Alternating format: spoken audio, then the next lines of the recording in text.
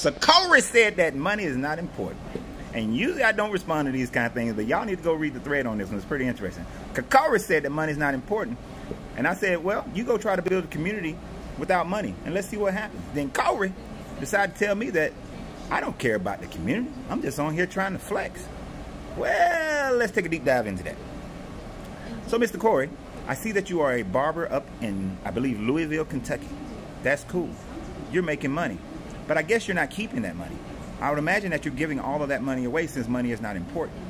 But of course, you need that money in order to live. And you say that I don't care about my community.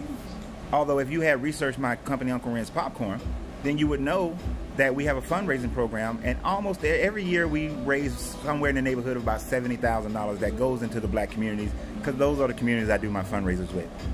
If you also knew anything else about my company, you know that we're initiating a program called A Pop of Happiness, where we go into homeless shelters, go into cancer centers, and we do popcorn parties for those who are less unfortunate, who don't have the means to be able to come and get some popcorn.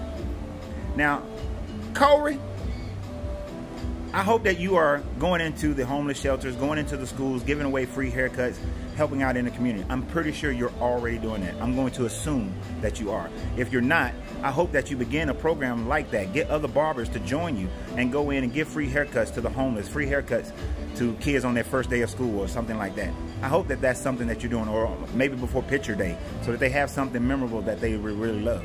I hope that you're really doing something like that. Now, I'm going to address one other comment that was in that thread. Whiskey Neat. Whiskey Neat first. I love that cowboy hat, bro. I love the cowboy hat.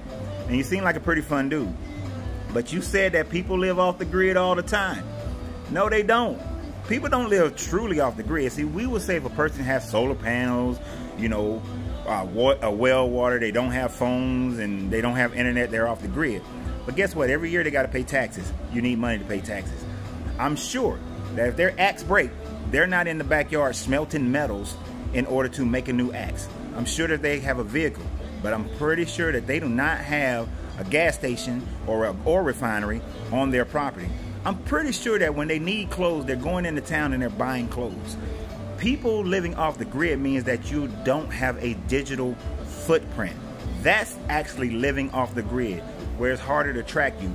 But you require money to exist in pretty much every country in the world. There's only a few places that you can live and exist without the use of money. But even in those places, they have a barter system. And a barter system is still money, because there's value on what you got and what you want. That's how it is.